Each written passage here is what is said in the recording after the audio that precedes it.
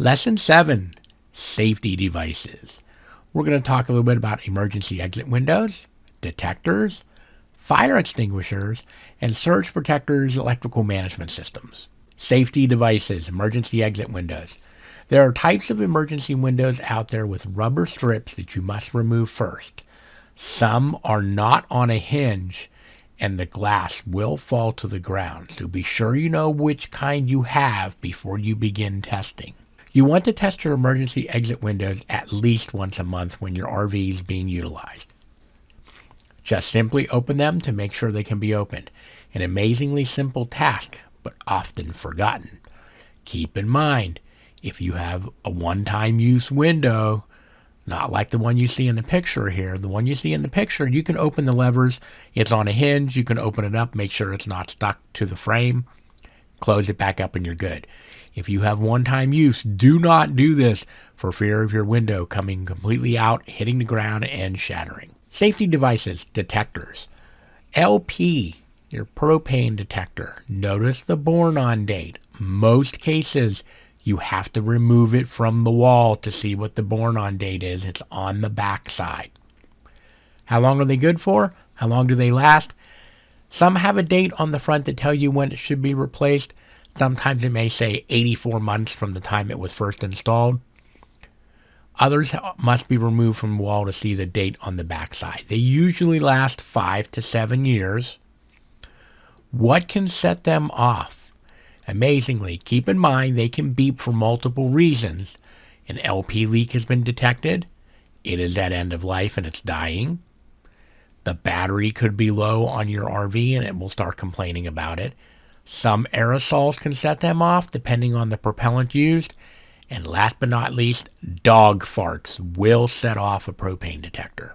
Safety devices, carbon monoxide detectors. Notice it is CO, not CO2 detector. It detects carbon monoxide. Notice the born-on date. Same as with, we're talking about the propane detectors. Sometimes it's on the front. A lot of times you got to remove it from the wall to see it's in the back. It'll tell you when it was made. How are they good? About the same as a propane detector, 5 to 7 years.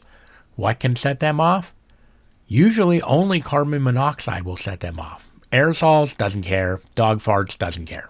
The problem I have with the combo detectors, and a lot of your RVs out there have these, combo propane carbon monoxide units. The problem here is that they're usually mounted about 6 inches from the floor or close to the floor because propane is heavier than air.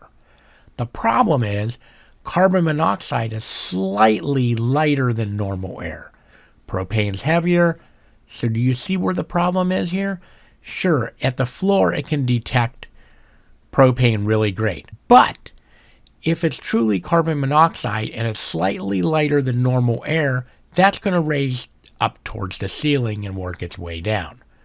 This being mounted on the floor, by the time the carbon monoxide reaches that detector on the ground, you could be dead. So what I've done is I have added extra CO detectors at the breathing level, normally where we may be hanging out near the stove, but I've also added a couple of extra in the bedroom based not too far from where our head would be when we're sleeping. I'm super anal about stuff like that. I figured extra detectors, extra batteries, that's all right. I'm willing to spend the money. All right, smoke detectors. They're battery operated, usually a 9-volt. They will chirp when it's time to replace the battery. You notice the born-on date. You got to take it off of the ceiling because that's usually where they're mounted, and it's on the back side. How long are they good for? 5 to 10 years. What can set them off? Usually cooking on the stove and, of course, real smoke. Fire extinguishers. They come in different sizes and the fires that can attempt to be used to extinguish. Normally you'll see a 5 BC or a 10 BC in your RV. The first part of the number is that the size in square feet that the fire can be extinguished, at least in theory. So, a 5 means 5 square feet, 10 means 10 square feet. Easy enough. Now the BC. I'm going to show you all the categories. A works on dry fuels, think paper and wood. B is for flammable liquids. You can see that could be like on the stove. C is designed for electrical fires, also good for RVs. That's why you're looking at a BC. D's are towards flammable metals. K are for large grease and oil fires, usually in commercial or institutional kitchens. So you can see that a 5 BC makes sense probably for a RV without a generator. 10 BC is what's needed for one with a generator. BC types are the best types for RVs, flammable liquids, electrical fires. Does it matter 5 BC versus 10? Yes, it does. Generators, you should have a 10 BC. How do you test those guys to see whether they're still okay? There should be a push button on the top on most of them if it doesn't have a gauge.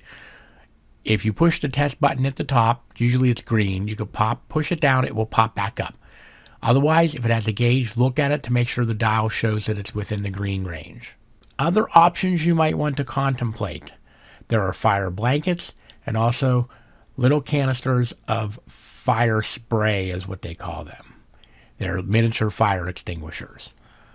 Now, RVs are tinder boxes. Most of the time, it is not worth trying to fight a fire in one.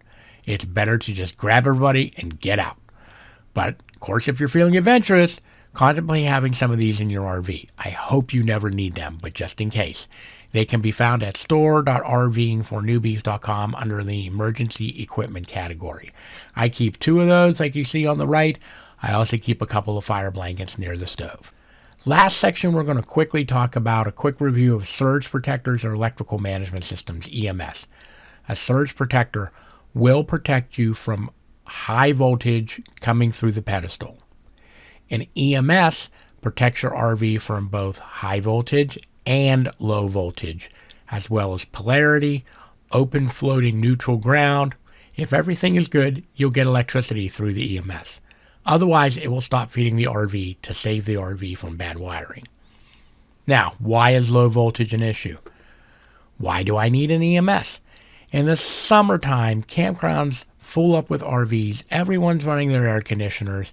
Voltage can drop too low, and those AC motors want a certain amount of voltage. If it can't get it, the motor will be starving, and it will try to increase the amps that it's pulling and can burn out the motor on the air conditioning unit. So, it's one of those things. Do you need it? Some people will swear up and down they've been camping for 30 years and they've never needed a surge protector or an EMS.